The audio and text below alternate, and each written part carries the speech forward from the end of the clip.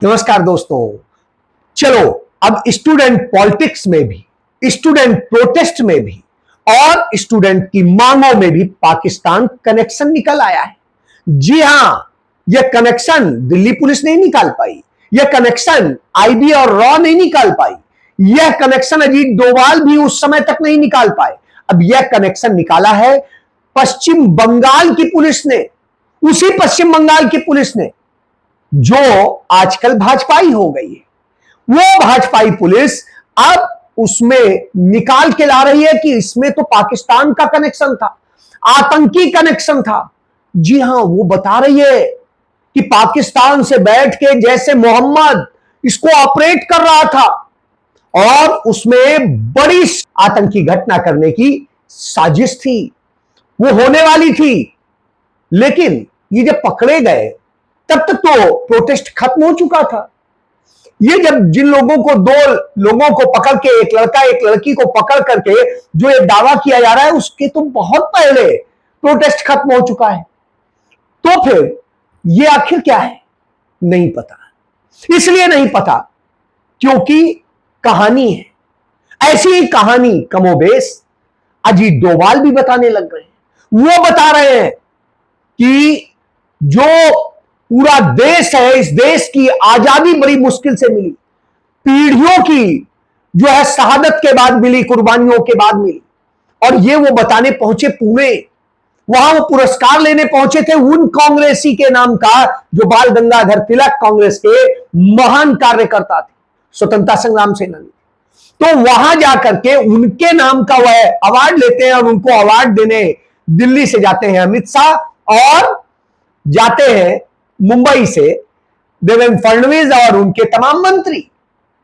तो ये सारे लोग जब वहां पहुंच के अवार्ड लेते हैं तो ज्ञान बता रहे होते हैं भारत के सुरक्षा सलाहकार अजीत डोभाल। वो कहते हैं कि भारत को अब बड़ा खतरा है, बड़ा गंभीर खतरा है, और उस खतरे के बारे में बताते हैं कि आज राष्ट्र के लिए, राष्ट्रवाद के लिए खतरा है। और ये खतरा कौन पैदा कर रहे हैं? ये बच्चे पैदा कर रहे हैं क्या? कमोबेश उसी तरह की वो भी बात करते हैं। उधर आप देखिए, नरेंद्र मोदी को 12 साल सरकार चलाने के बाद, 12.5 साल होने आ रहे, इतने साल सरकार चलाने के बाद अब पता चल रहा है कि जो ड्रग तस्करी हो रही है वो बाहर के पड़ोसी देशों से हो रही है, और पड़ोसी देशों से जो ड्रग्स आ रही है उससे युवाओं को नशे का लती बनाया जा रहा है, नशे का आदी बना के उनसे तमाम क्राइम कराए जा रहे हैं, तमाम दूसरे अपराध कराए जा रहे हैं, और इसी तरीके से तमाम बातें वो बताते हैं। अब सवाल यहां पर भी खड़ा हो जाता है कि आखिर पाकिस्तानी कनेक्शन के जरिए कोई व्यक्ति एक प्रोटेस्ट में आतंकी घटना करना चाह रहा था, तो साहब भारत की बॉर्डर सिक्योरिटी किसके पास है, भारत की सेना किसके पास है, भारत की आईबी किसके पास है, भारत की रॉ किसके पास है, भारत की जो तमाम दूसरी इंटेलिजेंस एजेंसी है, जो मिलिट्री इंटेलिजेंस है, बीएसएफ इंटेलिजेंस है, वो सब किसके अंडर में? वो तो अमित शाह, नरेंद्र मोदी के ही अंडर है, अजीत डोभाल के ही अंडर है, इन्हीं तीनों के अंडर है। तो फिर इन्होंने ये होने कैसे दिया? और उसके बाद में दूसरा, ड्रग्स आ रही थी, तो ड्रग्स सबसे ज्यादा कहां से आई है? मुंद्रा पोर्ट पे सदैव पकड़ी गई है। देश की सबसे बड़ी ड्रग की तस्करी होते हुए वहीं से आई थी, और एक बार नहीं दर्जनों बार आई है। और इसी तरीके से दिल्ली से लेके कहीं पर भी देश में नशे के तस्कर पकड़े गए हो, चाहे दिल्ली में हो, चाहे मध्य प्रदेश में हो, चाहे गुजरात में हो, चाहे जम्मू कश्मीर में हो, चाहे पंजाब में हो, चाहे कहीं, वो सब भाजपा आरएसएस से जुड़े हुए पाए जाते हैं, सारे के सारे उसी से जुड़े हुए पाए जाते हैं। तो फिर भैया ये ड्रग तस्कर कैसे आ रहे हैं, कहां से ला रहे हैं, कैसे ला रहे हैं, क्या कर रहे हैं, सरकार क्या कर रही है? और इसके बाद में दूसरी सबसे बड़ी चीज, भारत के खिलाफ जासूसी करने वाले अब तक जितने लोग पकड़े गए वो सब कौन है? वो सब पकड़े गए लोग बीजेपी आरएसएस से जुड़े हुए। यहां पर सबसे बड़ी बात यह है कि आज तक जितने लोग इस तरह के मॉड्यूल बता करके पकड़े गए, उनमें से क्या कोई एक भी प्रूव हुआ है कि हां वो सचमुच आतंकियों का कहीं मददगार था या क्या था? आज तक तो नहीं हुआ। कि सिर्फ उसी समय शोर क्यों मचते हैं जब कुछ ऐसे ओकेजन होते हैं जब सरकार खतरे में फंसती है। जब सरकार खतरे में फंसती है तो कहते हैं देश में बड़ा खतरा है। क्यों?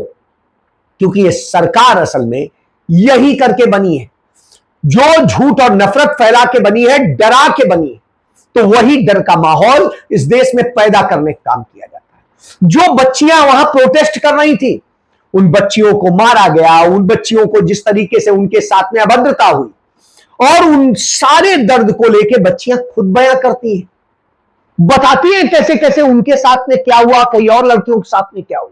A male RAF officer legit shoved his lathi into my buttocks, and other women have also described similar brutality or even worse for that matter.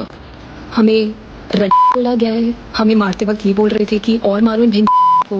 एक लड़की को ये तक बोला गया था कि घर चली जा वरना थाने ले जाके नंगा करके मारूंगा। हमें थप्पड़ मारे गए हैं, औरतों की छाती पे पैर रखे गए हैं, and all of this was done by our male officers. And let me tell you, a lot of them were not even wearing uniforms. A lot of them didn't even have name tags on them. So were they actually officers or did the government send gunde? So please tell me, when will you finally open your eyes? दूसरी तरफ नरेंद्र मोदी और उनके लोग जो उनके खिलाफ वो बच्चे गुस्सा जाया करते हैं, तो उनके खिलाफ FIR दर्ज कर दी जाती है, पुलिस के द्वारा धमकाया जाता है, जो संघी गुंडे हैं उनके जरिए धमकी दिलाई जाती है, रेप की दूसरी उसकी धमकी दिलाई जाती है। उन लड़कियों को जो देश की बेटियां हैं, गुस्से में उन्होंने अपने गुस्से का इजहार किया है, तो उनके साथ इस तरह किया जाता है, उन्हें खोज लिया जाता है।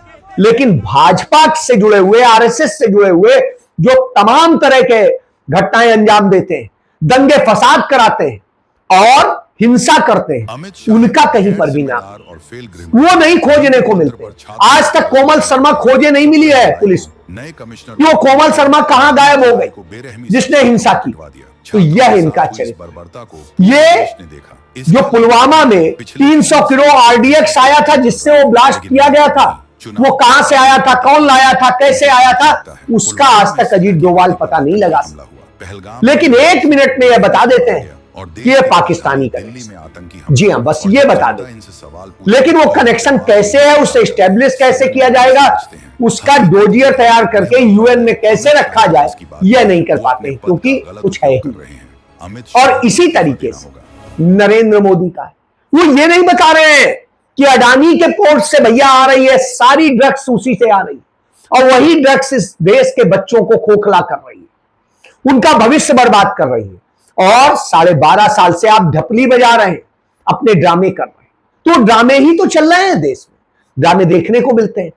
देश के आधा दर्जन राज्यों में भयंकर रूप से बाढ़ आई हुई है, चाहे वो आसाम हो, चाहे गुजरात हो, चाहे जम्मू कश्मीर हो, चाहे केरल हो, चाहे कर्नाटक हो, इसी तरह से तमाम सारी। और जब इतनी भयंकर स्थिति है, सैकड़ों लोग मर रहे हैं, तमाम लोग तबाह हो रहे हैं, ऐसे में नरेंद्र मोदी उनके लिए कुछ करने के लिए, उन पर पैसा खर्च हो, उन्हें तत्काल मदद मिले और सब कुछ हो, उसके लिए काम नहीं कर रहे हैं, उनकी सरकारें नहीं कर रही। राष्ट्रीय आपदा प्रबंधन की नीति के तहत काम नहीं हो रहा, बल्कि वो पहुंच जाते हैं आंध्र प्रदेश, जहां जोड़ी हुई चोरी की सरकार है, और उस चंद्रबाबू नायडू की उस सरकार के दौरान नरेंद्र मोदी खुद बताते हैं 13,000 लड़कियां मुझे डांस दिखा रही हैं, 13,000 लड़कियां। अब आप सोचिए, 13,000 लड़कियों का डांस नरेंद्र मोदी को दिखवाया गया, उन्हीं की फोटो लगी हुई, उन्हीं का ही सब कुछ, वो एक ट्रक पे लद के सजा के रथ बना के उनका यात्रा उसमें निकाली जा रही। देखिए मोदी जी, आपके लिए सब नाच रहे हैं, 13,000 लड़कियां नाच रही। तो यह स्थिति है नरेंद्र मोदी की, जो खुद को भी सुगरू कहते हैं। हालत यह हो गई है देश की कि आज जगह जगह तमाम घटनाएं होती हैं, सब कुछ होता है, इन्हें कुछ पता नहीं चलता। आज तक मणिपुर में लड़कियों की नग्न परेड निकाली गई, सारे कुकर्म हुए, सब कुछ हुआ, सरकार इन्हीं की है, हर तरह से इनकी है, और उसके बावजूद आज तक किसी को न न्याय मिला, न वहां शांति स्थापित हुई। रोज बरोज घटनाएं हो रही हैं, रोज बरोज मणिपुर में इसी तरीके से हो रहा है। और इसी तरीके से जो है देश के तमाम हिस्सों में जब कांवड़ यात्रा निकलती है, तो इन्होंने इतनी नफरत फैला दी है कि जगह जगह जो शिव सबके देवता है, प्यार के देवता माने जाते हैं, उन्हें अर्धनारीश्वर की तरह से पूजा जाता है। तो उन शिव के भक्त जो है निकलते हैं, वो अराजकता फैलाते हैं, हिंसा करते हैं, आग लगाते हैं, तोड़फोड़ करते हैं, मारपीट करते हैं, और सरकार उनके इन अराजकता पर कार्रवाई करने की बजाय पुलिस के लोग मूक दर्शक बने रहते हैं, कोई कार्रवाई करने की हिम्मत नहीं दिखाते। और करते क्या है? करते ये उनके डर के कारण 10 दिनों के लिए स्कूल, कॉलेज, यूनिवर्सिटी सब बंद कर देंगे। तो सब का सब बंद कर देंगे। तो अब आप समझ लीजिए, इस तरह से करके ये पूरी तरीके से अराजकता का माहौल बनाते हैं। शिक्षा जरूरी नहीं है, ये जाहिली जरूरी है। क्यों? क्योंकि इनके लोग इसी के बदौलत तो सत्ता पाते हैं। यही जाहिलियत है, यही अंधविश्वास और सब कुछ है जो करता है। आज तक कभी आपको क्या अडानी, अंबानी, ऐसा कोई भी बड़ा जो भी आप गिन लीजिए, वो कभी कोई कांवड़ ले जाते दिखाई दिया क्या? मिला है क्या? नहीं। लेकिन वो सारी ऐश मार रहे हैं। और जो ये कांवड़ लेके जाते हैं, इनकी दशा यही रहेगी, कितना भी कर ले वो उसी के इर्द गिर्द किसी के चिरांडू बन के रह जाते हैं। तो यही इनका सच है। तो जब यही बन के रह जाते हैं, तो आप सोच लीजिए कि इस तरह से ये भक्ति को जगा रहे हैं। अब आप कहेंगे नहीं, यही नहीं रुकते। इनका तीसरा जो सबसे इंपॉर्टेंट होता है कि गांधी नेहरू परिवार पे दोष दे दीजिए, उनके सारे लोगों पे दोष दे दीजिए। पिछली सरकारों ने ये कर दिया, पिछली सरकारों ने ये सिस्टम नहीं बनाया, पिछली सरकारों ने ये नहीं किया। भैया कुछ कभी तो रही गई होगी, या उनके खिलाफ इतना झूठ प्रचार हुआ होगा कि आपको सत्ता मिल गई, और मिलने के बाद आपने क्या सुधारा? ना आप शिक्षा सुधार सके, ना आप व्यवस्था सुधार सके, ना आप भ्रष्टाचार खत्म करना तो दूर की बात, नियंत्रित करना दूर की बात, बढ़ा के खड़ा कर दिया। आज इतना भयंकर भ्रष्टाचार है। तो न व्यवस्था सुधरी, व्यवस्था अव्यवस्था में बदल गई, शिक्षा बर्बाद हो गई, पेपर लीक कॉमन बात हो गई, और इसके बाद में जो पढ़ाया जा रहा है वो पूरा पाठ्यक्रम बर्बाद कर दिया गया। महंगाई चरम पे ले आई गई, और हिंसा, अराजकता ये आम बात हो। लड़कियों के साथ रेप बिल्कुल सामान्य सी घटना की तरीके से हो गया। यही तो वजह है कि जितने जॉम्बी हैं उन प्रदर्शन करने वाली लड़कियों के साथ रेप गैंग रेप की धमकी दे रहे हैं, और सरकार, पुलिस सब चुप खामोश। वो आदित्यनाथ जो कहता था कोई ऐसी किसी बेटी के साथ बात करेगा तो ये हो जाएगा, वो मुंह दबाए छिपाए बैठा है, गुच्चक मारे बैठा है। तो इतना डरपोक मुख्यमंत्री हो, इतना डरपोक प्रधानमंत्री हो, इतना डरपोक गृह मंत्री हो, तो आप क्या समझेंगे आप सुरक्षित हैं? बिल्कुल सही कहा अजीत डोभाल ने, आप बिल्कुल सुरक्षित नहीं है। क्योंकि इस देश के प्रधानमंत्री ने, गृह मंत्री ने और तमाम मुख्यमंत्रियों ने भाजपा के आपको असुरक्षित कर दिया है। आपको ऐसी स्थिति में लाके खड़ा कर दिया है कि आप सिर्फ अपनी सुरक्षा के ही लिए परेशान रहे। जी, इस तरह की स्थिति में आपको लाके खड़ा कर दिया। एक उस समय होता था कि जिम्मेदारियां लेते थे अपने, चाहे पद पे हो चाहे ना हो, चाहे डॉक्टर मनमोहन सिंह रहे हो, जिम्मेदारी ली। उनके तमाम मंत्री, गृह मंत्री, दूसरे रेल मंत्री और तमाम मंत्री रहे हो, सबने जिम्मेदारी ली। यह जरूरत पड़ी तो इस्तीफा दिया, पद छोड़ा, पद की गरिमा रखी। लेकिन नरेंद्र मोदी कैसे भी, उनके मंत्री कैसे भी पद से चिपके रहे। यहां तक कि भारत के नेता प्रतिपक्ष राहुल गांधी उन दिनों कांग्रेस पार्टी के अध्यक्ष होते थे। कांग्रेस पार्टी की हार हुई तो उन्होंने अपने पद से इस्तीफा दिया, जिम्मेदारी ली और माना कि मैं उतना नहीं कर सका जितना करना चाहिए था। पार्टी और मुलायम सिंह यादव जी, अखिलेश को मैं बधाई देना चाहता हूं। यूपी की जनता ने उनको समर्थन किया और हमारी डेमोक्रेसी है तो उनको बधाई देना चाहता हूं। दूसरी बात, ज़रूर मैंने कैंपेन लड़ा है और मैं आगे खड़ा था, तो जिम्मेदारी मेरी है। हम सब कांग्रेस पार्टी के लोग लड़े थे, अच्छी तरह लड़े, मगर रिजल्ट जो आया इतना अच्छा नहीं आया। मैंने यूपी की जनता से वायदा किया था, चुनाव में किया था कि मैं उनको गांव में, शहरों में, सड़कों पे दिखाई दूंगा, किसानों के साथ, गरीब लोगों के साथ उनको यहाँ दिखाई दूंगा, और मेरा जो काम है वो चलेगा। मेरी पूरी कोशिश होगी कि यूपी में कांग्रेस पार्टी को हम खड़ा करें और एक दिन हम वहां जीतें। धन्यवाद। यह होता है जिम्मेदारी का एहसास। यहां बेशर्मी से कुर्सी पे चिपके रहने का काम होता है। नरेंद्र मोदी इतने सालों से इस देश को हर तरह से बर्बाद कर रहे हैं।